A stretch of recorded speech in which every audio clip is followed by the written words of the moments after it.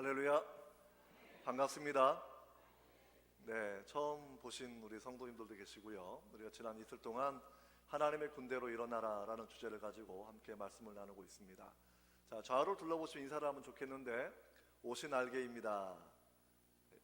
옷이 날개입니다. 옷이 날개입니다. 이게 무슨 얘기일까요? 처음 오신 분은 헷갈려 하겠지만 예수 그리스도를 옷 입으셔야 됩니다. 할렐루야. 하나님의 전신갑주를 입으셔야 됩니다. 빛의 갑옷을 입으셔야 돼요. 그것이 나를 위해 준비하는 최고의 옷이고 우리 자녀를 위해 줄 수 있는 최고의 옷이다라고 생각하셔야 됩니다. 예배를 드릴 때마다 우리는 예배를 받으시는 주님을 생각하시죠. 우리 하나님이 얼마나 대단하신 분인지 또 잠깐 이야기를 나누어 보려고 합니다. 성경은 하나님을 광대하시다 그래. 광대하시다, 위대하시다. 별과 별들은 하나님의 능력을 선포하고 있다라고 성경은 그렇게 설명을 하고 있거든요. 밤하늘에 여러 별들이 얼마나 많습니까? 별을 좀 세보셨나요? 별을 안 보고 사시는군요. 다른 말로 말하면 별 볼 일 없다 이러는데, 밤하늘의 별들은 우리 은하계만 해도 평균 1,500억 개 정도의 별이 있습니다.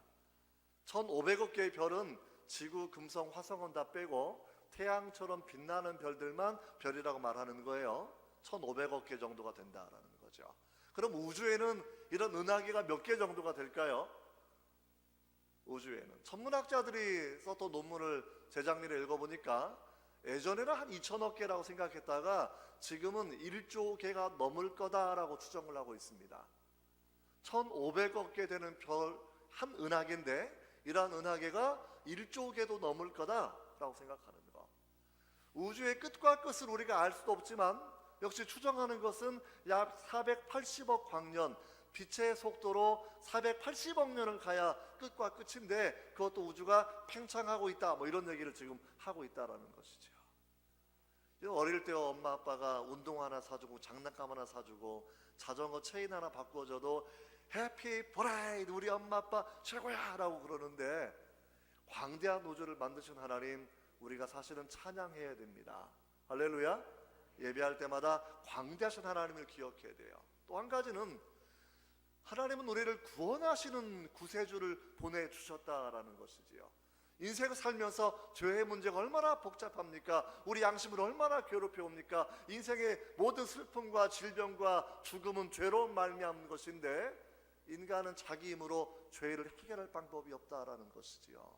하나님께서 독생하신 하나님 예수 그리스도를 이 땅에 보내주셔서 우리의 구세주가 되게 해주셨고, 예수님은 우리를 위해서 피 흘려 십자가의 그 고통을 다 당하셨다라는 겁니다.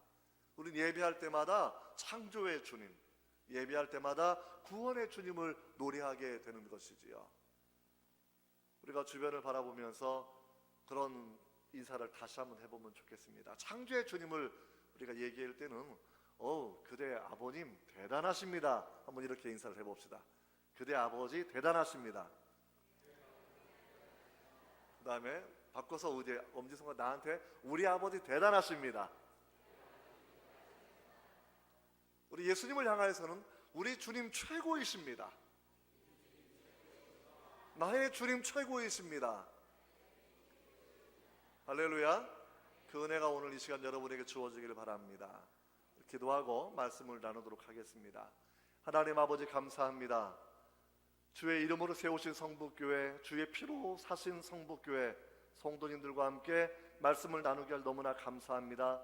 성경을 기록하신 성령께서 역사하시고 우리 마음 가운데 조명하여 주셔서 이 말씀을 통하여 믿음이 성장하게 하시고 성북교회 모든 성도님들이 마지막 시대에 하나님의 군대요 그리스도의 군대로 우뚝 설 수 있도록 주여 도와주시옵소서. 예수님의 이름으로 기도하옵나이다. 아멘. 세 번째 날 되니까 서울에서 가장 아름다운 교회가 우리 성북교회더라고요. 할렐루야.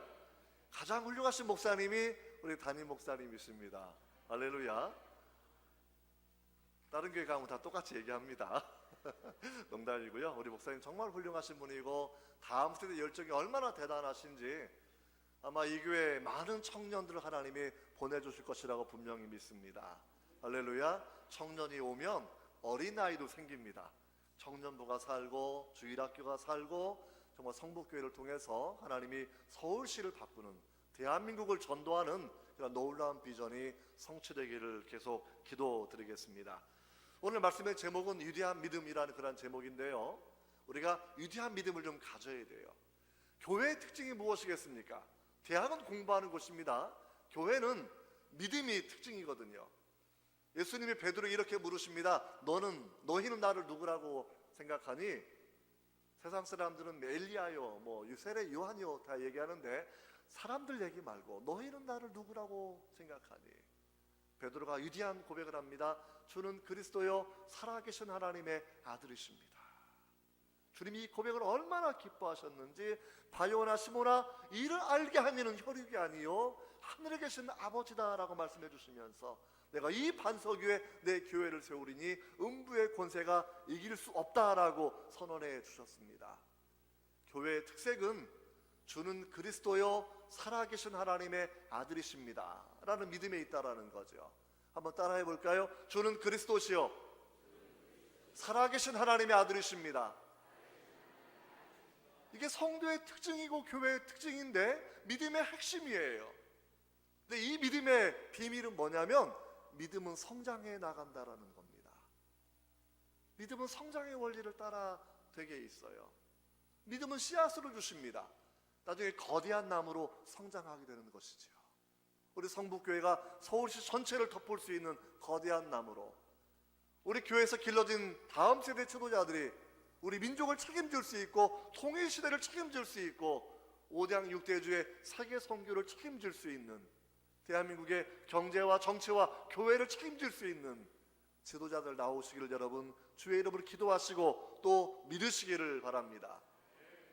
오늘 본문의 주인공은 바로 그러한 예화를 다루고 있어요.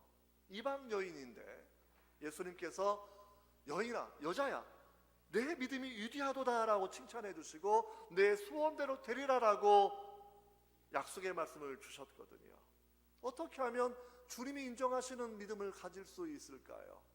우리 학교에 다니는 학생들이 많이 모였는데 어떻게 하면 선생님에게 A를 받을 수 있는 답안을 내가 쓸 수 있을까요? 학생은 그러한 고민을 해야 되는 것이고, 우리 성도들은 내가 어떻게 하면 하나님이 인정하시는 그 믿음을 가질 수 있을까? 어떻게 하면 예수님의 분량에 이르기까지 내 믿음이 성장할 수 있을 것인가? 여러분, 이 소원을 우리가 가지고 있어야 할 것입니다. 여인과 주님과의 대화를 통해서 우리는 위대한 믿음의 특징 4가지를 함께 살펴보려고 합니다. 여러분 믿음도 점검해 보시면서 내가 믿음이 연약한지 강한지 자라나고 있는지 내용들을 점검해 보시고, 오늘 주님의 소원대로 위대한 믿음을 가진 성도로 인정받으시고, 그 소원의 믿음의 인정을 통해서 내 자녀의 문제가 해결되고 다음 세대를 책임질 수 있는 믿음의 나무로 성장할 수 있게 해달라고 여러분 그렇게 기도하시기를 바랍니다. 오늘 본문의 배경을 바라보시면 먼저 참 배경적 지식인데요, 어떠한 사람은 주님을 떠나가게 하고 어떠한 사람은 주님을 찾아오게 하는 사람이 있다라는 거예요. 먼저 이 부분을 잘 이해를 하셔야 됩니다. 배경을 살펴보시게 되면 예수님의 제자들, 사도들하고 유대인들하고 논쟁이 벌어졌어요. 지나가다가 배가 고프니까 제자들이 손으로 밀을 따서 먹었습니다. 유대인 지도자들이 아니 율법도 모르느냐, 장로의 유전도 모르느냐라고 얘기하면서 손을 씻고 먹어야 되는데 그냥 먹었다라는 거예요. 그러니까 더럽게 먹었다, 사람이 더럽혀졌다, 의롭지 않다라고 비판을 그렇게 하고 있을 때입니다. 주님이 그렇게 말씀을 이렇게 하십니다. 15장 19절 말씀에 사람을 더럽게 하는 것은 입으로 들어가는 것이 사람을 더럽게 하는 것이 아니라 그 속에서 나오는 것이 사람을 더럽게 한다. 마음에서 나오는 것은 악한 생각, 곧 살인과 음란과 간음과 도적질과 거짓 증거와 회방이니 이러한 것들이 사람을 더럽게 하는 것이요, 씻지 않은 것을 아는 손으로 먹는 것이 사람을 더럽게 하는 것이 아니다, 이렇게 주님 말씀해 주셨거든요. 유대인들의 지도자들 왜 이런 논쟁을 하고 있는 걸까요? 많은 사람들은 어떻게 하면 좀 의로운 삶을 살 것인가, 어떻게 하면 남들보다 깨끗한 삶을 살 것인가, 이거는 믿음 있는 사람이라고 하면 한 번쯤은 생각하는 그런 질문인데 이것을 어떻게 이루어 갈 것인가 있다라는 방법론에서 아주 현격한 차이를 보이고 있다라는 것이죠. 더럽게 여겼던 이방 여인도 주님께 인정받을 수가 있고, 그 믿음의 비밀을 오늘 주님은 네 가지로 우리에게 설명을 해주고 계십니다. 이 여인은 유대 지도자들은 주님을 떠나가게 만들었지만 이 여인은 주님을 불러들였거든요. 주님을 앞에 서서 인정받고 그리고 마음의 소원이 이루어지게 되는데, 그 원인 네 가지를 제가 하나씩 말씀을 드리겠습니다. 제일 첫 번째, 위대한 믿음의 첫 번째 특징은 고난을 하나님 만나는 계기로 삼으셔야 된다라는 거예요. 고난은 하나님을 만나는 기회입니다. 고난이 없으면 좋겠지만 인생은 바다와 같아서 풍랑을 만날 수 있고 태풍을 만날 수 있고 때로 어려운 일을 당할 수밖에 없습니다. 22절을 바라보시면, 먼저 22절 읽어보시면 시작. 가나안 여자 하나가, 같이 읽겠습니다. 시작. 가나안 여자 하나가 그 지경에서 나와서 소리질러 이르되 주 다윗의 자손이여 나를 불쌍히 여기소서, 내 딸이 흉악하게 귀신 들렸나이다. 이 여인은 고난 때문에 주님을 찾아 나온 사람이에요. 많은 사람은 고난을 당하면 하나님 나를 버리셨다, 하나님 나를 싫어하신다라고 생각하면서 그렇게 스스로를 저주하고 무가치하게 여기기도 쉽지요. 나는 몸에 질병이 많을까? 난 이렇게 가난할까? 나는 왜 일이 되지 않는 것일까? 왜 우리 자녀에는 이런 문제가 생겨나는 것일까? 이런 고난들은 내 죄 때문이야, 나는 벌 받는 거야 라고 생각하면서 낙심하기 쉬운데, 일단 그러한 생각들은 다 내려놓으셔야 돼요. 하나님이 고난을 주시는 가장 중요한 목적은 고난을 통하여 그 성도로 하여금 하나님을 부르게 만들기 위해서라는 거예요. 고난은 하나님을 만나게 하는 강력한 마음의 동기를 제공해 주고 있습니다. 우리가 잘 알고 있는 정근모 과학기술조 장관을 역임하셨던 분이 계시지 않습니까? 아주 천재죠. 23살, 4살에 미시간 대학교에서 과학으로 박사학위를 받았어요. 24살에 플로리다 주립대학에서 교수를 하던 사람이에요. 그런데 그가 예수님을 믿게 된 것은, 원래는 크리스찬이 아니었고 무신론자로 살아온 사람이었지만 자기 10살 난 아들이 신부전증에 걸려서 인생이 길어야 5년 남았다고 하는 그런 이야기를 듣게 되었을 때에 그는 병원에 있는 기도실에 들어가서 하나님을 찾기 시작을 하는 거예요. 내 사랑하는 아들이 5년밖에 못 산다고 이야기합니다. 신이여 계시다고 하면, 하나님이여 계시다고 하면, 예수님 계시다고 하면 우리 아들을 좀 고쳐주십시오. 자녀의 고통 때문에 그는 마음의 문을 열게 되고, 왜요? 내가 가진 과학 지식으로, 내가 가진 학위로, 내가 가진 교수라는 그런 직업으로, 내 실력으로 사실은 내 자녀의 생명과 관련된 부분은 전혀 도움을 줄 수 없는 무능력함을 본인이 깨달아 알았기 때문이라는 거예요. 여러분, 고난을 주시는 목적은 무엇이겠습니까? 성경은 몇 가지로 그 이유를 설명을 하고 있는데, 고난의 첫 번째 목적은 인간의 유한성을 자각하게 해주는 부분이에요. 에레미야 10장 23절입니다. 이렇게 기록되어 있습니다. 여호와여, 내가 알거니와 인생의 길이 자기에게 있지 아니하니 걸음을 지도함이 걷는 자에게 있지 않습니다. 좀 한국말 옛날 성경의 번역이 좀 이해가 좀 복잡한데요, 세번역 성경이 아주 명쾌하게 설명을 하고 있습니다. 여호와여, 내가 오늘 깨달았습니다. 내가 내 인생의 주인이 아니라는 것을 내가 깨달았습니다 라는 고백이에요. 걸음을 지도함이 걷는 자가 있지 않습니다. 쉽게 말하면 내 마음대로 인생길을 걷는 게 아니군요 라는 그런 고백을 에레미야 선지자가 하고 있다라는 거예요. 언제요? 고난을 당하게 되었을 때. 고난을 당하지 않았을 때는 인간 승리를 이야기할지 몰라요. 노력하면 성취할 수 있고, 내가 업적을 이룰 수 있고, 내가 승진할 수 있고, 돈도 벌 수 있고, 좋은 집 좋은 차, 내가 나름대로 성공한 집안을 이룰 수 있다라고 생각하며 살아올 수도 있겠지만, 내가 죽음을 경험할 수밖에 없는 심각한 질병을 가졌을 때, 성공의 정점에서 내 귀한 자녀가 병들게 되었을 때에 우리는 그 모든 것들이 인생의 본질이 아니구나라는 걸 깨닫게 되면서 주님, 내가 내 인생의 주인공이 아니군요 라는 그러한 사실을 여러분 고백할 수밖에 없다라는 것이죠. 이런 인생의 한계를 주님이 깨닫게 해주시는 거예요. 기쁨으로 하나님 우리에게 말씀하십니다. 양심으로 속삭이셔요. 그러나 고난을 통하여서 C.S. 로이스라는 그런 분이 설명해 주기를, 고난을 통해서 하나님 우리에게 메가폰으로 큰 소리로 우리를 불러주신다라는 거지요. 돈을 버는 것이, 성공을 이루는 것이 인생의 다가 아니라는 것을, 아들아, 딸아, 이제는 나를 바라보아야 된다. 이제는 창조자의 나를 바라봐야 된다라고 주님은 그렇게 우리를 불러주신 음성, 그 방법이 고난이라는 방법이라는 겁니다. 여러분, 고난 중에 원망과 불평을 다 내려놓으시고 고난을 하나님 만나는 그러한 계기로 분명히 삼으셔야 됩니다. 이런 고난의 두 번째 포인트는 우리 신앙의 인격을 성숙하게 만들어주는 거예요. 고난을 당하기 전에는 다른 사람의 아픔을 헤아릴 방법이 전혀 없습니다. 그러나 내가 고난을 겪고 나면 다른 사람들의 가정이 이해가 돼요.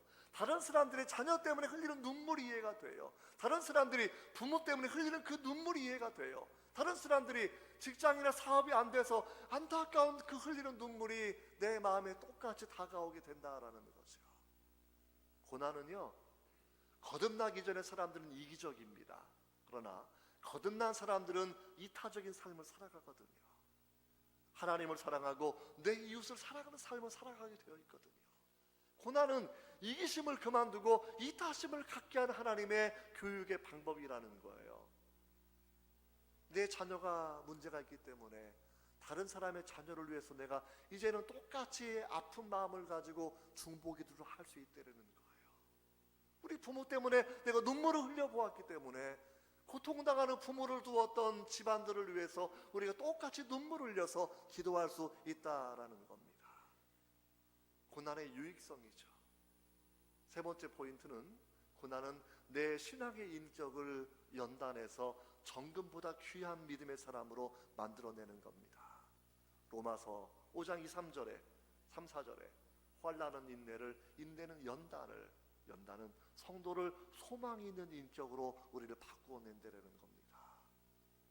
사람이 사람을 낳으면 소원은 사람처럼 살아라라고 기대를 합니다. 그러나 하나님 우리에게 거룩하도록 우리를 원하시지 않습니까? 신앙의 인격은 하나님의 거룩함에 참여하는 거예요. 히브리서의 말씀 바라보시면 히브리서 12장 5절 이하에 나와 있는 말씀인데요, 주님께서는 그 사랑하시는 자를 징계하시고 받으시는 아들마다 책질하신다. 고난이 임했다고 그 고난을 경히 여기지도 말고 고난을 너무나 무겁게 여겨서 내가 버림받았다라고 생각하지도 말라는 거예요. 고난이 오면 빨리 반응해야 됩니다. 유한성을 깨닫고 이기심을 버리고 신앙의 인격이 성장하도록 반응을 하시면 돼요. 고난을 주시는 목적을 6절 이하에 설명하시기를, 육신의 아버지는 자기의 뜻대로 우리를 징계하지만 우리 하나님은 우리의 유익을 위하여 하나님의 거룩하심에 참여하도록 하기 위해서 고난을 주신다는 거거든요. 하나님의 거룩하심에 참여하도록 하기 위해서, 천국의 백성으로 살도록 하기 위해서, 주님을 모시는 성도의 삶을 살도록 하기 위해서 우리에게 고난을 주셨다라는 겁니다. 여러분, 고난 중에 계시는 성도님들 계십니까? 그저 아멘으로 받으시고, 주님, 이 고난을 통하여 내가 정금보다 귀한 믿음의 사람으로 성장하게 해주십시오라는 그런 기도를 주님께 드리시기를 주의 이름으로 축원합니다. 여러분, 이 고난을 하나님 만나는 기회로 삼는 것이 우리가 위대한 믿음으로 성장하는 처음의 방법이라고 하면, 두 번째 단계는 하나님의 침묵을 반드시 통과하셔야 돼요. 하나님의 침묵. 성경을 바라보면 하나님은 기도에 응답하시는 분입니다.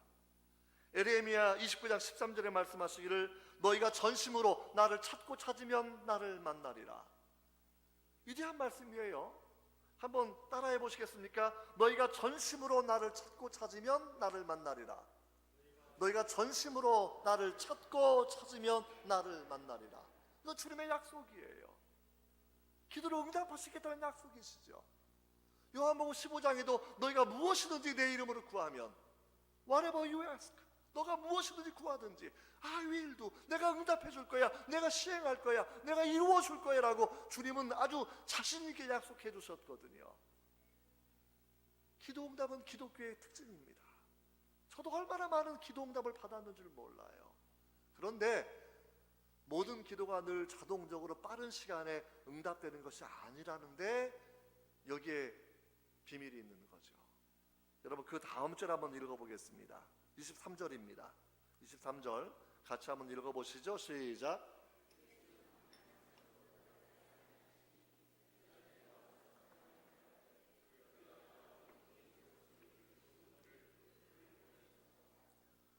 (23절) 바라보시면 전반부가 좀 낯선 예수님의 모습이 나와요. 병자들을 사랑하시고 죄인들을 사랑하시고 그렇게 많은 기적들을 베풀어 주신 예수님이 그 여자가 소리를 질러서 다윗의 자손 예수여 나를 불쌍히 여겨 주옵소서, 내 딸이 흉악하게 귀신 들렸나이다 라는 것을 외치고 또 외치고 또 외치는 거예요. 계속해서 한 번 하고 마는 게 아닙니다. 얼마나 외쳤냐면 제자들이 중재를 서요. 주님 제발 좀 저 여자 문제 좀 해결해 주십시오. 시끄러워서 못 살겠습니다. 이 정도예요. 근데 주님은 그렇게 반응해도 Jesus did not answer a word. 예수님은 한 말씀도 대답하지 않는다. 다른 영어 번역 성경에는 even a word, 심지어 한 말씀조차도 하지 않으셨다라는 거거든요. 기도하면 하나님 응답하시겠다고 약속해 주셨는데, 그러나 어떤 때는 우리가 오랫동안 금식을 해도 하나님 말씀하지 않으십니다. 내가 철야를 해도 응답받을 수가 없어요. 내가 새벽에 빠져 기도를 해도 하나님이 침묵하실 때가 있어요. 이건 우리만 겪는 문제가 아니라는 겁니다. 성경의 대표적인 믿음의 사람이 다윗이지 않습니까? 그 다윗이 시편 22편 메시아 시편에 이렇게 고백을 하고 있어요. 1절 2절에 내 하나님이여 내 하나님이여 어찌 나를 버리셨나이까, 어찌 나를 멀리하여 돕지 아니하시오며 내 신음소리를 듣지 아니하시나이까. 내가 낮에도 부르짖고 밤에도 잠잠하지 아니하오나 주께서 듣지 아니하시나이다. 다윗은 믿음의 사람이에요. 목동에서 왕이 된 사람입니다. 선지자의 직무를 가졌던 사람 중에 한 명이에요. 메시아 시편을 가지고 메시아에 오시는 것들을, 메시아의 십자가의 고난을 예언적인 성경을 기록했던 그 사람 중에 한 사람입니다. 그 다윗이 고백하는 것이 왜 나를 버리셨습니까? 왜 나를 멀리 하십니까? 왜 신음소리를 듣지 아니하십니까? 내가 낮에도 부르짖고 밤에도 잠잠하지 않고 기도하고 있는데 왜 듣지 아니하십니까? 라는 탄식을 하면서 여러분 기도하고 있다라는 겁니다. 우리만 외로운 게 아니에요. 근데 왜 하나님께서 기도 응답을 말씀해 주셨는데, 너희가 나를 찾고 찾으면 내가 너희를 만나 줄 거야 라고 약속해 주셨는데, 무엇이든지 구하면 내가 들어주겠다고 응답하겠다고 주님이 약속해 주셨는데, 왜 이렇게 긴 침묵의 시간을 다윗도 겪어야 되고 믿음의 선배들도 겪었고 우리도 겪는 것일까요? 여러분 그 이유를 여러분들이 잘 아셔야 합니다. 믿음의 사람 다니엘도 22일을 기도해야 메시지를 가지고 있는 천사를 만나게 되는 거예요. 그 믿음의 사람이 목숨을 걸고 기도하던 그 사람도 3주간을 기도해야 하나님의 응답을 받았다라는 거거든요. 여러분 그 이유는 뭐냐면, 믿음은 주님께서 처음에 씨앗으로 늘 주셔요. 처음부터 위대한 믿음을 주시지를 않습니다. 우리 믿음의 선배 중에 한 분이 무디 목사님인데 아주 전설적인 미국의 부흥교회 목사님이시죠. 그분이 하나님 기도의 제목이 뭐냐면, 주님 위대한 믿음을 주십시오, 주님 위대한 믿음을 주십시오. 성경 보니까 위대한 믿음이 있어야 사역도 하고 병고침도 받고 하는데 내게 그런 great faith, 위대한 믿음을 달라고 기도하는데 하나님이 안 주시더라는 겁니다. 성경을 읽다 보니까 로마서 말씀에 믿음은 들음에서 나며 들음은 그리스도의 말씀으로 말미암느니라. 할렐루야. 그 말씀을 읽고 깨닫는 순간부터는 위대한 믿음을 달라고 기도하는 대신에 성경을 읽고 외우고 기도하니까 내 믿음이 위대한 믿음으로 성장했다는 거예요.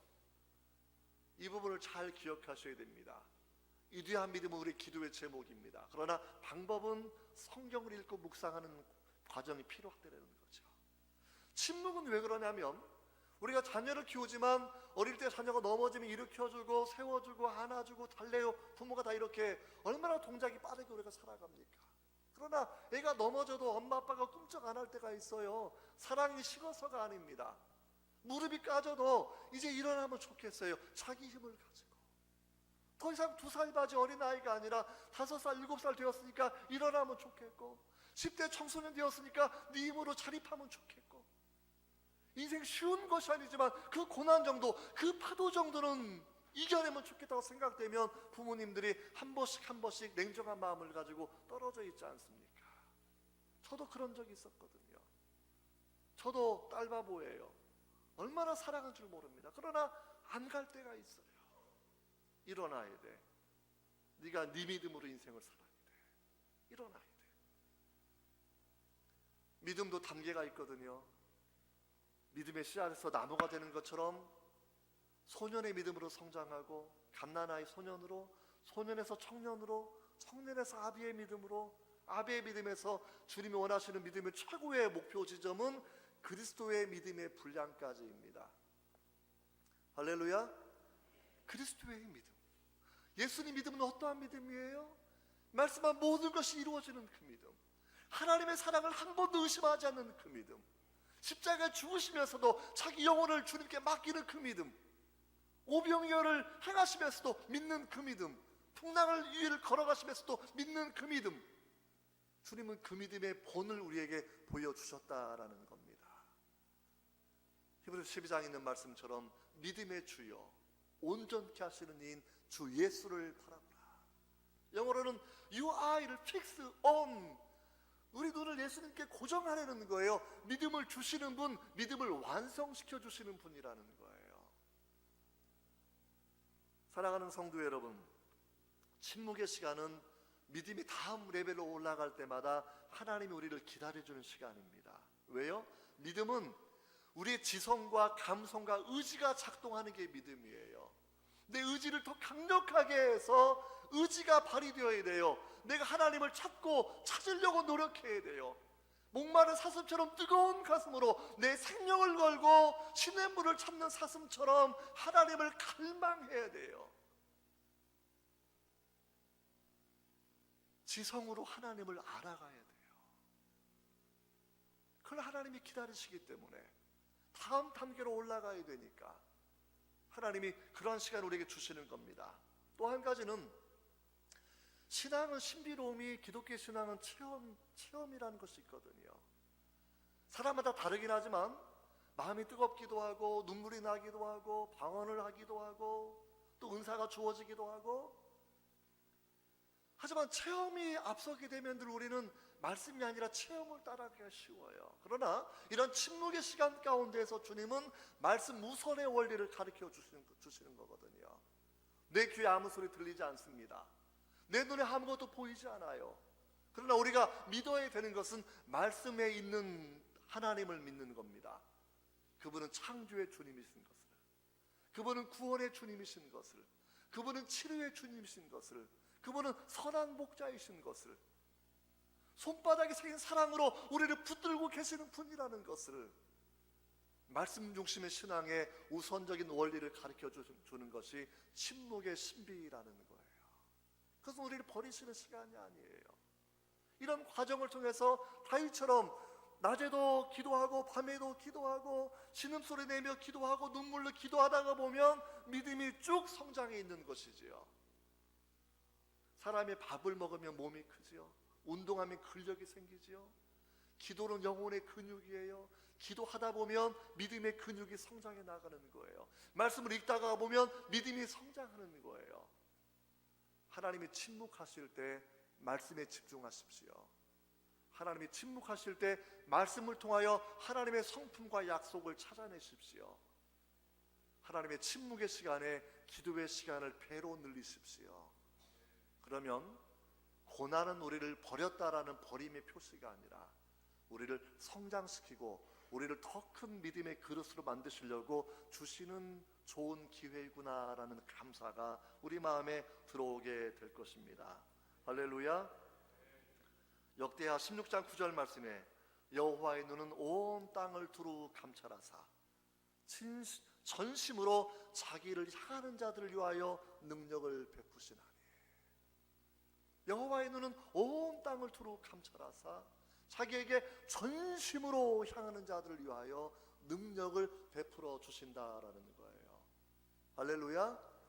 이것도 우리 삶 가운데 많이 경험하고 있거든요. 여러분, 세 번째 포인트입니다. 그 다음 구절 한번 읽어보시죠. 24절 말씀입니다. 시작.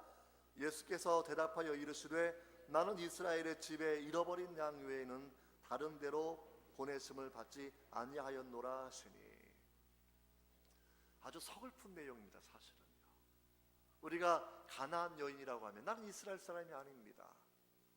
내가 주님께 나와왔는데 꼭 마치 내가 청혼했는데 미안해 나 딴 사람하고 약혼해서 꼭 이런 거랑 똑같은 거거든요. 주님 도와달라고 나왔는데 나는 이스라엘 사람들만 찾으러 온 거지 너희들 찾으러 온 것이 아니야 라고 주님 말씀하셨다고 하면 이 여인의 마음이 얼마나 큰 상처가 되겠습니까? 근데 예수님이 왜 이렇게 말씀을 하시는 거죠? 중요한 이유가, 세 번째 이유가 여기 있는데, 우리들의 상식과 우리들의 문화와 우리들의 편견으로 주님을 오해하지 말고 제한하지 말라는 거예요. 무슨 얘기겠습니까? 유대인들은요, 메시아가 자기네 편이라고 늘 생각을 했어요. 우리 민족만 살아가는 분이라고 생각을 했습니다. 이방 민족은 관심이 없다고 생각했어요. 그래서 늘 메시아는 우리 편이고 메시아는 이스라엘을 위해서만 오신 분이고 이방인은 관심이 없을 거야라고 생각해온 국수주의, 배타적인 민족주의를 가지고, 우월한 민족주의를 가지고 이 사람들은 살아왔거든요. 그것이 이 내용이에요. 주님은 그 내용을 공감하는 것이 아니라 그 내용은 편견인데, 성경을 왜곡한 것인데 그것을 어떻게 극복하는지를 주님이 지금 보고 계시는 겁니다. 이 말씀은 제자들에게 들려주신 말씀이에요. 이 말씀은 여인에게 들려주신 말씀이거든요. 제자들이 이 말씀을 극복해야만 땅끝까지 복음을 전하는 선교적인 사명을 감당할 수가 있습니다. 원래 구약 성경 바라보면 하나님의 성전도 이방인을 위한 겁니다. 아브라함을 불러주신 것도 all nations, 열방을 복주기 위한 것이에요. 그렇죠? 그런데 말씀과 관계없이 유대인 랍비들이 민족주의로 이 부분을 왜곡해 나가는 거거든요. 우리만을 위한 거다라고 생각하는 거죠. 성경의 원래 뜻은 그게 아니라는 겁니다. 이 이방 여인도 마찬가지겠죠. 맨날 유대 남자들이 그런 얘기하고 다니니까 우리는 그렇게 하나님의 관심 대상이 아니야 라고, 하나님은 돈 있는 사람만 좋아하나 봐, 하나님은 잘 배운 사람만 좋아하나 봐 라고 하는 이상한 이야기를 들으면서 교회 안에서 낮은 자존감을 가지고 살아갈 때도 있거든요. 사실은요, 성경은 그렇게 말하지 않습니다. 하나님은 차별하지 않아요. 노인이나 어린아이나 남자나 여자나 부자나 가난한 사람이나 하나님은 차별하지 아니하고 십자가의 구원의 복음을 동일하게 전해주시는 거거든요. 주님은 그 부분을 지적해 주고 있는 겁니다. 상식, 문화, 편견으로 하나님을 왜곡하지 말라는 거예요. 하나님을 치하하지 말라는 거예요. 여러분, 제가 한국에 온 다음에 예전에 섬겼던 교회 원로 목사님이 포항에 한번 내려오셔서 영덕에서 저를 부르시더라고요. 이제 원로 목사님이니까 그냥 올라갔죠. 바쁘긴 하지만 잠시 시간을 내가지고 올라갔더니 말씀 중에 이런 얘기를 하시는 거예요. 구계교회, 영덕이라는 동네에 구계라는 교회가 있는데 거기에 한 집사님 이야기를 그분이 해주시는 겁니다. 우리 김상태 집사가 있는데 라고 하시면서, 이분이 구계교회를 섬기는 집사님인데 그렇게 믿음이 뛰어난 사람은 처음은 아니었다 그럽니다.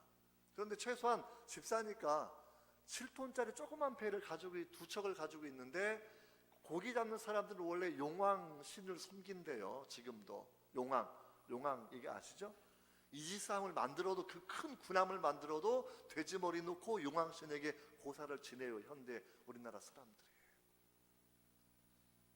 바다 사람들은 다 용왕신을 섬기는데 이 사람은 예수 믿으니까 고사를 안 지내요. 근데 문제는 뭐냐면 다른 사람들은 고기를 좀 잡는데 이 사람은 고기를 못 잡아요. 선원들은 월급도 줄 수가 없고 이제는 부도나기 직전이에요. 자기는 교회를 섬기는 사람이라 교회가 비가 새고 물이 새면 안타까워서 카드를 긋고 해서 카드빚도 많이 쌓여서 이제 본인도 감당할 수 없는 상황이 되었다라는 거죠.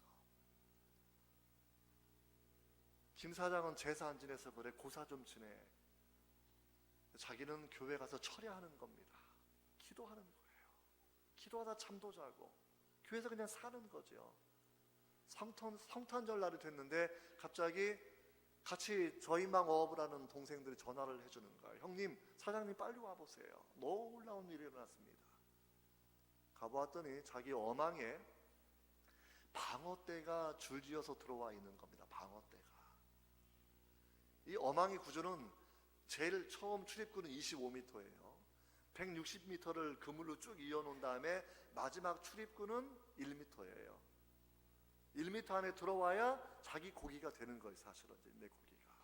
방어 크기가 무게가 15kg이에요. 평균. 크기가 1m예요. 아주 큰 고기입니다. 물속에서 1m 통과하려고 하면 물고기가 한 마리씩 줄 서서 들어가야 되는 건데 그날 잡힌 물고기 방어대가 2,500마리 가까웠다 그래요. 태평양에 방어대가 줄 서서 들어오는 거예요. 그 다음 날도 2,500마리가 잡혔어. 이틀 동안에 5,000마리를 잡아. 5,000마리를. 다른 어부들은 평생 한 번도 건지기 어렵다는 밍크고래를 바로 연달아서 2번을 잡습니다. 2번을. 여러분, 우리가 베드로의 물고기 이야기 알고 있지 않습니까? 주님께서 배 오른편에 그물을 던져라. 이게 가능이나 할까? 이게 가능한 걸 보여주는 현대적인 하나의 예화이거든요. 물고기에 대한 절대 주권도 하나님이 가지고 계시는 겁니다. 우리가 복음서 읽어보면 하나님의 위대한 믿음을 칭찬하는 사람이 2명인데 백부장이 있고 오늘 여인이 있거든요. 백부장이 뭐라고 얘기합니까? 주님, 내 집에 오심을 내가 감당하지 못하겠고 내가 주님께 나아가는 것도 내가 자격도 없는 사람인데 주님 말씀만 하십시오.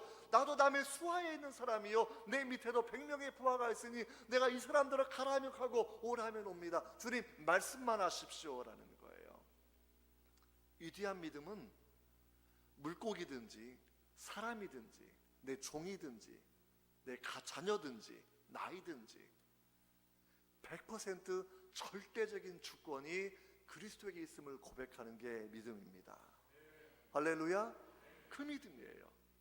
문화와 상식과 편견을 넘어서는 것은 그 편견을 넘어서서 절대적인 권한이 주님에게 있는 것을 내가 인정하는 거거든요. 여러분, 믿음은 대단한 겁니다.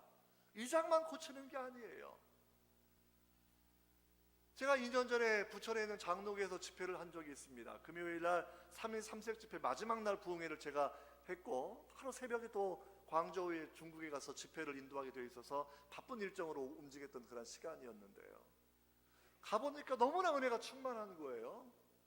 이게 믿음의 시동을 걸리면 시간이 좀 걸리는 편인데 그래서 무슨 일이 있나 스케줄을 봤더니 전날에 좋은 분이 왔어요. 백기현 교수라고. 그분은 갓난아이 때 겁주가 된 사람입니다.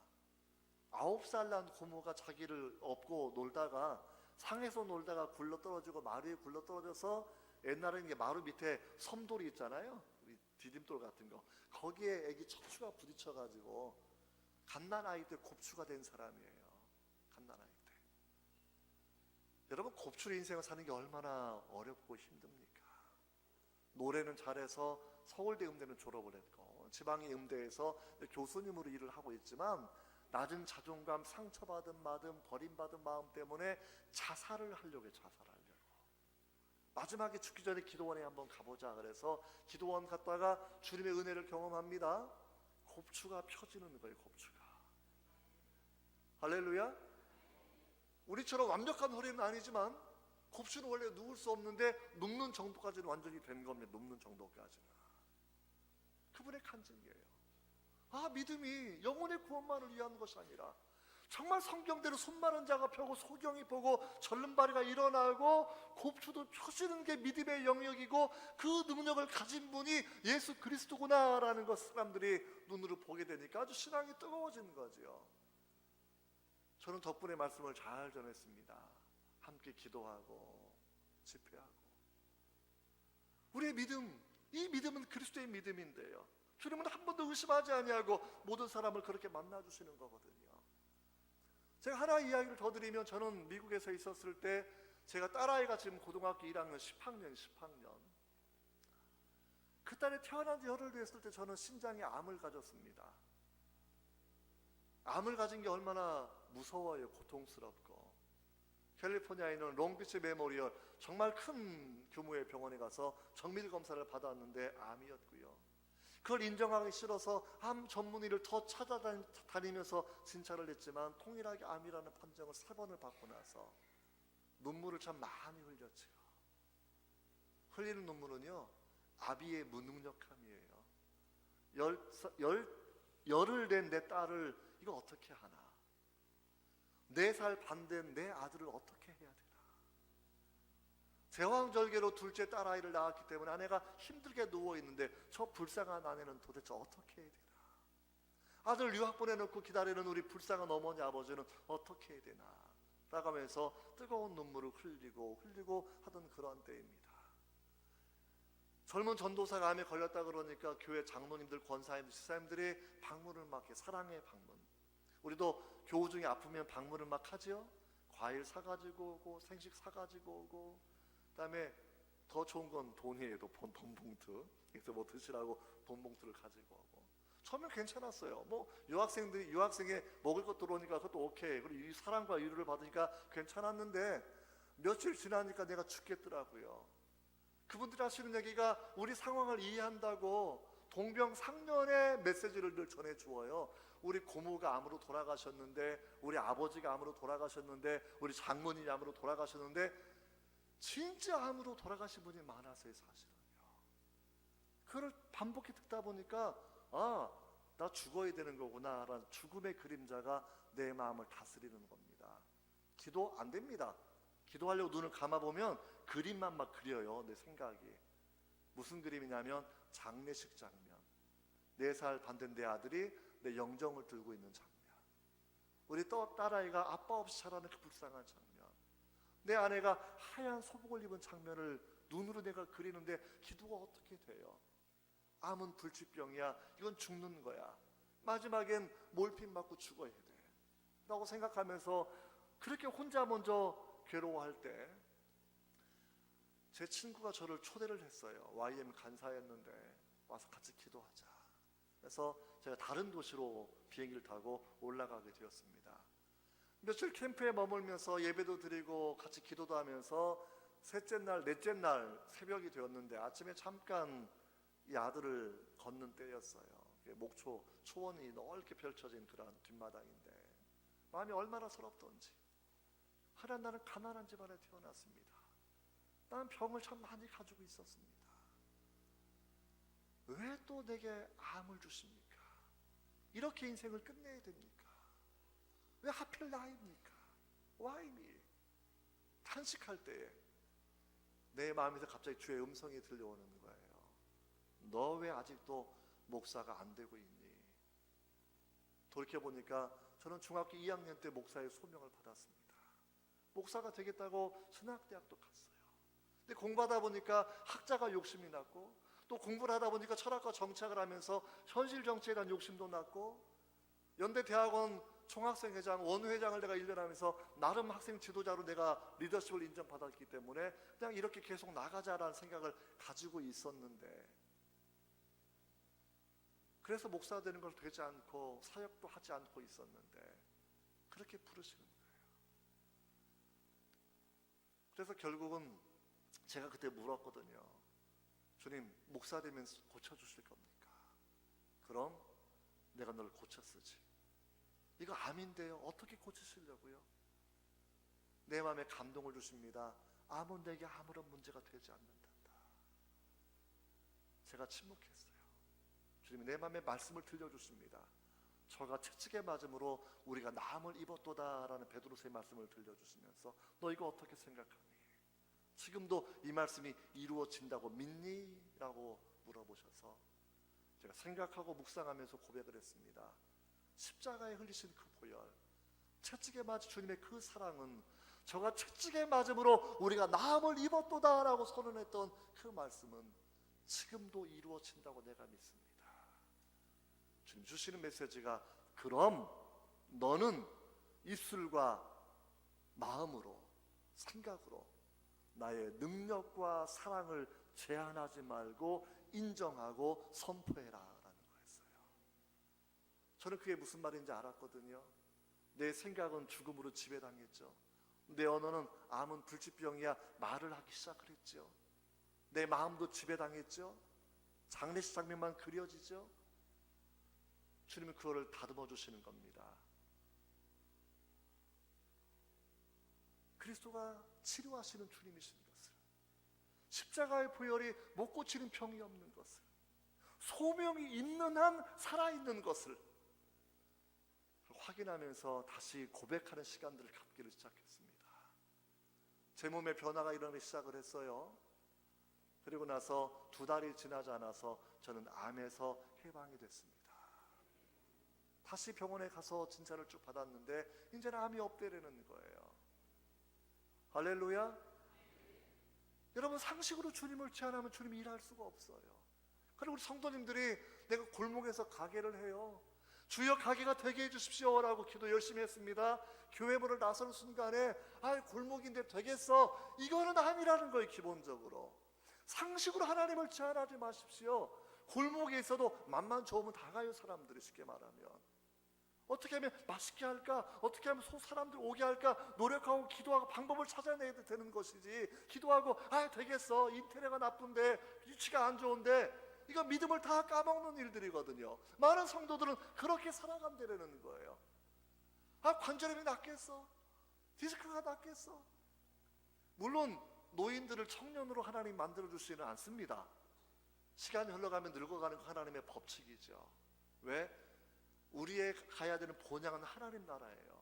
거기에 가야 죽음이 없고 질병이 없고 이런 거고, 다만 성도로 살면서 소명이 있는 한, 기도의 소명이 있는 한, 교회를 섬기는 소명이 있는 한 하나님 그 사람을 살려주시는 겁니다. 할렐루야. 소명을 찾으셔야 돼요. 소명을. 여러분, 이 상식을 이기는 방법은, 이 여인이 어떻게 얘기했냐면 주님 앞에 절하며 가로되 주여 나를 도와주십시오라고 고백을 하고 있다라. 이 절하다라는 거 무릎 꿇다라는 그런 말인데, 요즘 말로 말하면 하나님 예배하는 겁니다. 주님 앞에 무릎을 꿇어야 상식을 이겨낼 수 있다는 거예요. 왜? 무릎 꿇어야 주님이 보이거든요. 사실은요. 이렇게 주님이 냉정한 말씀하시는 거, 난 이스라엘 사람만 사랑해, 유대인을 대변한 말씀을 주님이 하시는데, 이 말씀을 하시는 장소는 두로 지역이에요. 두로는 예루살렘이 이미 30마일 떨어진 지역이거든요. 50km 떨어진 그 지역. 주님은 여기만 가시는 게 아니라 대가볼리까지 이방 지역을 한 달 이상 여행을 하십니다. 이방 사람들을 만나주시는 거예요. 이방에도 구원의 빛이기 때문입니다. 할렐루야. 주님께 무릎을 꿇으면 주님이 이방 지역에 와서 지금 나를 만나주시는 거기 때문에 유대인 남자들의 생각이 완전히 편견이요 왜곡이라는 것을 내가 아는 거죠. 우리가 예배를 제대로 드리면, 우리가 직접 성경을 읽으면 우리는 세상이 주는 그 편견, 주님도 돈 많은 사람만 좋아하나 봐, 주님도 이쁜 사람만 좋아하나 봐, 주님도 배경 있는 사람만 좋아하나 봐, 이거 아니라는 것을, 하나님의 차별이 없이 우리를 사랑하시는 분이라는 것을 우리가 안다라는 거죠. 요한복음 4장 23절에 이렇게 말합니다. 신령과 친정으로 예배할 때가 오나니. 우리 신령과 친정으로 예배하면 아버지는 그렇게 예배하는 자들을 찾아서 만나 주신다라는 거거든요. 예배는 하나님 만나는 시간이에요. 그래서 예배를 우리가 뭐라고 설명하냐면 그리스도 예수와 함께하는 최고의 로맨스라고 얘기하는 거예요. 예배는 그리스도와 사랑에 빠지는 시간입니다. 그리스도의 이름을 생각할 때마다 마음이 두근거리는 거예요. 당나라 군대 웃기죠. 그러나 하나님의 군대는 아름답습니다. 하나님의 군대는 위대합니다. 하나님의 군대는 순결해요. 그리스도 예수의 군대는 순결해요. 믿음이 있어요. 아름다워요. 주님의 신부 되었기 때문입니다. 이거를 예배 가운데 얻게 되는 거죠. 여러분, 네 번째 요소를 기억하셔야 됩니다. 첫 번째가 고난은 하나님 만나는 동기로 삼아라라는 거고요. 두 번째가 침묵의 시간에는 말씀을 통하여 하나님의 성품을 신뢰하고 더 기도하라는 거고요. 세 번째는 문화와 상식을 넘어서서 우리가 예배 중에 하나님을 경험하며 그리고 말씀 앞에 나아가는 것이었고요. 네 번째는 뭐냐면 겸손의 원리입니다. 그 다음 구절 한번 읽어보십시다. 26절입니다. 26절, 27절 같이 읽어보겠습니다. 시작.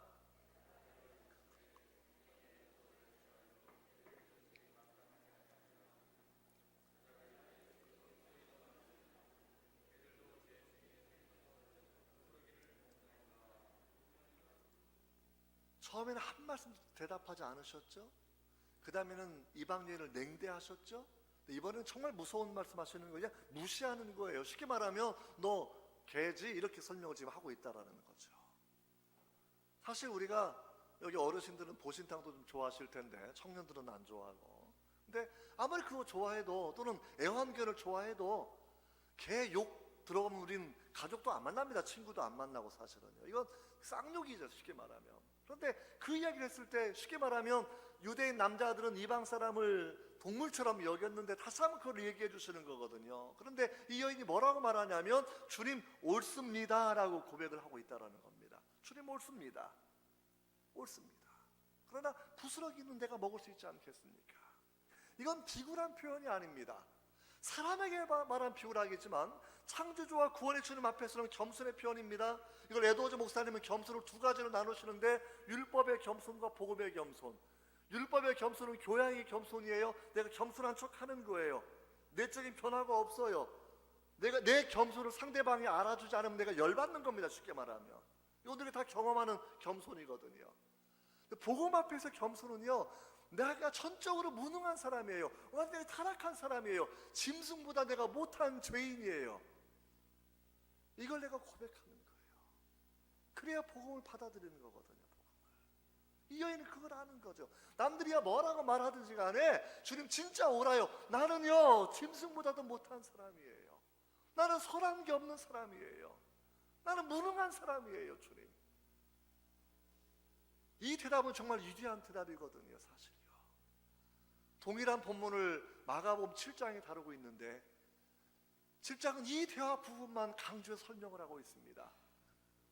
여자여, 네가 그렇게 대답했으니까 for such a reply, 그렇게 대답하였으니 you may go home, 너 집에 가도 괜찮아. 귀신이 내 딸에게서 떠나갔어. 이 대답을 주님이 지금 기다리고 있는 사실, 이 대답을. 교만은 패망의 선봉입니다. 그러나 겸손은 존귀의 합잡이에요. 하나님의 은혜를 경험하는 유일한 길이에요. 제가 미국에 있을 때 나이아가라 폭포를 가본 적이 있습니다. 나이아가라 뭐 젊어지는 폭포예요. 농담입니다. 근데 이제 버지니아로 이사 간 다음에 12시간을 밤에 운전해서 나이아가라 폭포를 처음 가보게 됐어요. 얼마나 신나는지 모릅니다. 제주도 정방폭포만 겨우 보고 왔다가 나이아가라를 보니까 이게 뭐 엄청난 폭포가 펼쳐져 있지 않습니까? 초당 뭐 150만 리터가 떨어진다고 얘기하고 15만 갤런이 떨어진다고 얘기하는 그 엄청난 폭포가 내려지고 있는데 배를 타고 폭포 밑에까지 가거든요. 그럼 막 무서워요 사실. 그러니까 백인이나 흑인이나 히스패닉이나 여자나 남자나 어린아이나 노인이나 똑같이 뭐라 하냐면 우와 우와,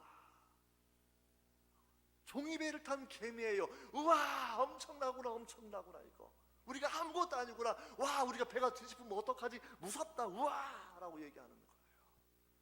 폭포 하나만 앞에 가도 내가 별것 아닌데 광대한 우주를 만드신 하나님 앞에서 우리가 얼마나 교만을 떨고 살았냐라는 거예요. 내 가진 게 있으면 얼마나 있다고, 배운 게 있으면 얼마나 있다고, 우리가 내가 있는 걸 가지고 하나님 앞에 얼마나 교만을 떨며 살았느냐라는 거죠. 여러분 초당 150만 리터의 물이 내려오는 곳, 그 폭포에도 물기를 받지 못하는 바위가 있습니다. 폭포 옆에 바라보면 바위가 몇 개 나와 있는데 그렇게 많은 폭포의 물이 거기는 가지 않아요. 물보다 높기 때문입니다. 나이아가라 폭포보다 더 큰 위대한 성령의 강물이, 치유의 강물이 흘러 들어온다고 해도 내가 예수보다 나를 높이고 성령보다 나를 높인다고 하면, 그런 교만이 있다고 하면 그 사람은 은혜를 받을 길이 전혀 없다라는 거예요. 그래서 교만은 패망의 선봉입니다. 겸손한 자는 하나님이 찾아서 만나주시는 거예요. 이 여인은 그걸 알게 된 거죠. 왜 알게 돼요? 주님 앞에 예배하고 주님 말씀을 통해 주님을 경험하게 되면 본질적으로 나를 알아요. 주의 말씀은 거울입니다. 내 내면을 비추기 때문에 내가 얼마나 추악한 죄인인지를 완벽하게 동의하게 되는 거예요. 주님 앞에서 난 죄인입니다. 나는 무능한 자입니다. 내 딸 하나 돌볼 수 없는 사람입니다. 주님 불쌍히 여겨주십시오. 나를 도와주십시오. 여러분, 그렇게 고백해서 주님께 하셨던 말씀이 이 여인이 주님 부스러기 하나도 족하지 않습니까? 정말 위대한 고백이에요. 우리가 하나님을 어떻게 다 담을 수가 있겠습니까? 그냥 그분의 은혜예요. 우리를 오이코스 집사마 내 안에 계시는 것이, 성령이 내주하시는 것이 그냥 하나님의 은혜예요. 우리가 어떻게 하나님을 모시고 살 수 있겠어요? 어떻게 조그만 바켓으로 태평양 물을 담겠습니까? 주의 보혈 한 방울이면, 주의 말씀 한 말씀이면 내 문제가 해결되고 내 질병이 낫고 내 자녀 문제가 해결될 수 있는데, 겸손함이 없으면 갈망하지 않는다라는 거죠. 강아지가 먹을 때 얼마나 꼬리를 많이 흔듭니까? 얼마나. 주의 말씀에 갈망하고 사람이 떡으로만 살 것이 아니요 하나님 입에서 나오는 말씀으로 살 것이라고 주님 말씀해 주셨는데, 그 생명의 말씀에 우리가 얼마나 영광스럽게 반응을 해야 되겠습니까? 할렐루야. 이 여인은 그렇게 반응을 했기 때문에 주님께서 여자여, 여자는 극존칭이에요. 어머니 마리아에게 해주셨던 음성이에요. 가나 혼인잔치에서 여자여 아직 내 때가 이르지 아니했습니다. 십자가에 돌아가실 때 여자여 보소서 아들입니다라고 얘기하면서 사도 요한과 함께 연결시켜 놓으셨을 때 썼던 표현이 여자여라는, 이건 여자 남자라는 표현이 아니라 요즘 말로 말하면 그냥 여사님 정도로 생각하시면 돼요. 주님 우리를 무시하지 않습니다. 주님 우리를 귀하게, 누구든지 하나님 말씀을 지키고 사랑하고 준행하면 이들은 내 모친이요 이들은 내 형제요 자매라고 주님은 그렇게 복음서에서 말씀을 해주셨거든요. 우리를 형제로 여겨주셔요. 이 주님의 위대한 사랑이 바로 여기 있다라는 것이지요. 사랑하는 성도 여러분, 우리는 하나님 앞에서 철저하게 이 믿음을 가지고 분명히 살아가야 될 것입니다. 위대한 믿음으로 성장해야 돼요. 그 다음 단계로 올라가십시오. 그렇게 성장해야 되는 이유는 내 자녀 문제를 해결하는 방법은 이 방법밖에 없습니다. 비행기에 문제가 생기면 산소 마스크가 내려와요. 부모가 먼저 끼게 되어 있습니다. 왜요? 산소가 떨어지게 되면 불과 1분 30초 안에 의식을 다 잃게 되어 있어요. 의식을. 부모가 빨리 이걸 끼워야 내 자녀도 살릴 수 있는 거지. 당황해서 자녀 끼우다가 이것도 못 끼우면 자녀 죽고 나도 죽는 거예요. 당황하지 않고 30초 안에 나를 빨리 씌운 다음에 내 자녀를 넉넉한 마음 가지고 1분 30초 안에 끼워주게 되면 똑같이 살아나는 거거든요. 영적인 문제 앞에 누가 장사가 있겠습니까? 배고프면 빵 사주면 되고 돈을 주면 되지만, 내 자녀가 중독이 되어서 알코올 중독이 되고 음란 중독이 되고 소망이 없이 절망 가운데 살아가고 영적인 문제 가운데 질병을 가지고 있다고 하면, 낙심한 마음 가운데 의기소침해 있다고 하면 이걸 어떻게 해결할 수 있느냐라는 거죠. 주님이 처방하신 방법은 어른의 세대, 부모의 세대가 올바른 믿음으로 가르는 겁니다. 주님을 인정하십시오. 위대한 믿음으로 성장하십시오. 그리고 믿으십시오. 공간에 떨어져 있는 자녀라고 할지라도 주님의 절대적인 능력으로 그 자녀를 주님이 고쳐줄 수 있는 것을 오늘 성경 우리에게 설명해 주고 있다라는 거예요. 여러분이 기도하면 태평양 건너서 하나님이 역사하십니다. 믿으십니까? 저는 이 사건을 2번이나 경험해 본 적이 있어요. 캘리포니아에 있었을 때 이런 새벽에 기도하고 있는데 너의 동생을 위해 좀 기도해야 되겠다. 내 마음에 긴급한 마음이라는 메시지가 와서 열심히 기도합니다. 오후에 한국과 통화되어서 전화해보니까 무슨 일 있었니? 내가 삼거리에서 좌회전하다가 직진차에 차가 부딪혀서 차를 폐차했어요. 괜찮아? 진짜 이상한 게 나 피 한 방울 흘리지 않고 멀쩡하게 걸어 나왔어요. 태평양 넘어서 역사는 하나님의 은혜입니다. 얼마 전에도 제 아들이 목사 아들이지만 갑자기 학기말고사 끝나고 친구들과 함께 모로비치라는 유명한 비치가에 놀러 간다고 연락이 왔어요. 뭐 그냥 갔다 올 수 있으니까 오케이 그랬는데 날짜를 계산해 보니까 주일을 끼고 가는 거예요. 내가 깜짝 놀라가지고 야 교회 가야지 하면서 막 했더니 다 약속해서 빠질 수가 없고 내가 가서 뭐 그냥 인터넷 예배 드릴게요. 이상한 얘기를 하고 있더라. 그래서 아무튼 열심히 중보기도 했습니다. 3일 동안을 열심히 하루를 7시간씩 기도하면서 불길한 느낌이 있어. 주여 도와주십시오. 주님이 강한 손으로 지켜주십시오. 학교를 출발해서 비치가에 가다가 아들이 전화가 왔어요. 아빠, 내가 죽다가 살아났어. 왜? 그랬더니 영어로는 T-bone 액시던트는요, 지나가는 차를 옆 차가 받는 거를 T자 모양으로 사고 난 그 T-bone이라고 얘기하거든요. 내가 조수석에 친구 차 타고 가고 있는데 옆에 있는 밴 같은 큰 트럭이 이 조그만 승용차를 거의 칠 뻔 알아서 내가 죽을 뻔 알았다는 거 사실은. 가까스로 내가 차가 멈춰 살았는데 그 순간에 나는 엄마 아빠 못 보고 죽는구나 라고 생각했다는 거죠. 저는 한국에서 기도합니다. 기도 응답은 주님이 미국에 사시는 거죠. 우리가 지금 기도합니다. 기도 응답을 30년 후에 하나님이 내 자녀를 돌보실 수 있거든요. 우리는 시간과 공간의 제한을 받습니다. 그러나 시간과 공간을 만드신 분은 주님이시거든요. 여러분, 그 주님을 믿는 믿음으로 자라나시기를 바랍니다. 할렐루야. 더 열정적으로 더 간절히 기도하시는 여러분 되시기를 주의 이름으로 축원합니다. 아멘. 우리 말씀을 기억하면서 함께 기도하기를 원합니다. 한번 기도하겠습니다.